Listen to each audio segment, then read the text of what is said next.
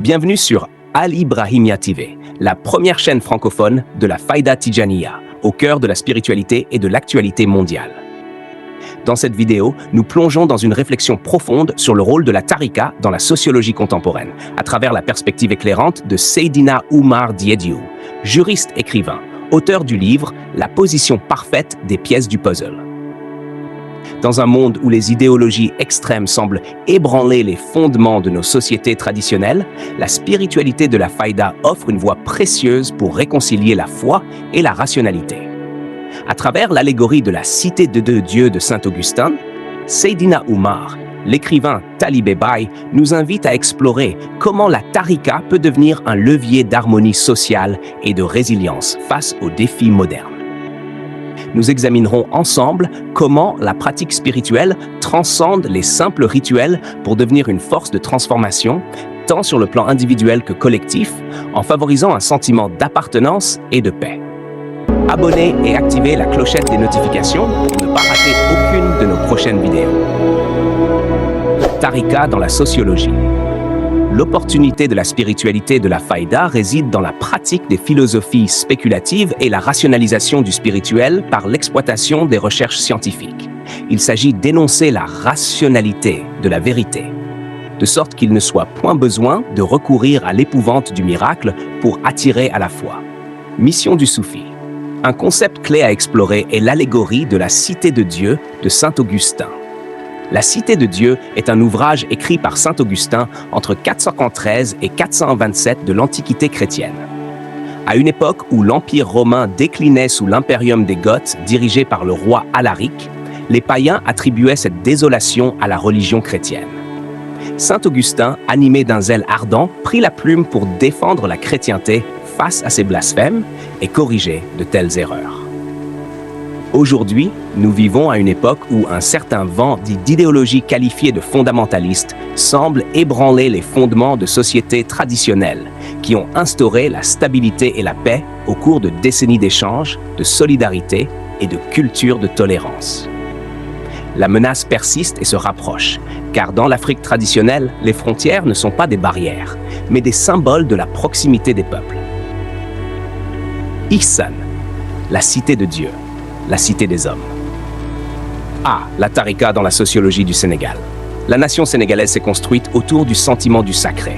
Pour certaines communautés, le lien s'est formé autour de grands événements suscitant un émoi populaire et un sentiment identitaire.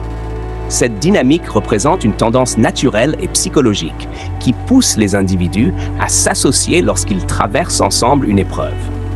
Ce sentiment est différent de l'instinct grégaire, qui est un influx de l'inconscient. Le sentiment identitaire, quant à lui, découle d'une conscience qui peut être circonstancielle ou conjoncturelle, bien qu'il puisse devenir permanent. Au Sénégal, la formation de la nation a été progressive, prenant racine dans le lien intime familial. Par le sacré de la famille et du mariage, et surtout par le respect scrupuleux des rites, ce sacré se transmet à l'enfant légitime. Cette légitimité, sans pour autant rejeter l'enfant naturel, fait de chaque membre de la société une dignité au moins dans sa dimension humaine, proportionnelle à sa dignité sociale, c'est-à-dire en tant qu'il occupe une place au sein de la communauté. Ce sentiment de sacré est intensifié par la présence de cet archétype sociétal au sein de l'ordre de vénération religieuse, souvent à travers des récits exaltants de figures fondatrices et mythiques au sein des confréries. Ces dernières ont joué un rôle catalyseur dans la construction de la nation, tout en assurant sa pérennité. Il ne s'agit nullement de dresser le portrait d'une société parfaite, car on ne juge pas une société par ses dérives, mais par les valeurs considérées comme sacrées en son sein. Les confréries ont également contribué à atténuer le communautarisme ethnique en favorisant une fraternité confessionnelle, qui a constitué une base idéologique pour la formation de la nation. Bien que cette idéologie soit humaniste, elle ne doit pas être confondue avec la lutte pour le pouvoir politique.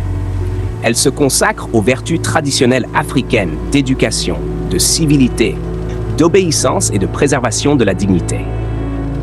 Cela pourrait répondre à certaines obédiences confessionnelles islamiques, qui, étant les dernières à s'implanter dans le pays, n'ont pas pu participer à la construction de ce tissu social de sérénité et de paix envié par le monde entier et qui est un facteur de la stabilité exceptionnelle du Sénégal. Ce tissu, cependant, est souvent remis en question par ceux qui, d'un esprit belliqueux, sont à l'origine des dérives confessionnelles qui entraînent violence et désolation. La tarika dans le projet de société, la répétition d'actes archétypaux. 1. La dimension métaphysique, la pratique de la voie spirituelle, consiste dans la répétition d'actes archétypaux, dont la dimension métaphysique renferme un sens profond: l'évolution, la purification et l'équilibre du cosmos. L'homme, étant un microcosme dans le macrocosme, devient une pièce essentielle du rouage cosmique grâce à la pratique du wird.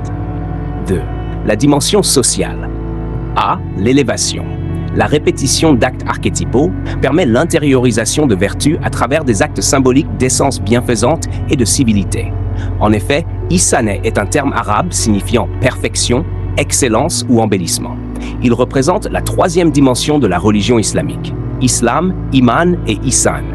Il s'agit de manifester sa foi intérieure par des actes et des actions, en prenant conscience de l'interaction entre le spirituel et le réel. Le spirituel résulte souvent d'une interaction entre soi et autrui, entre l'intention et le cosmos, un être ou un esprit.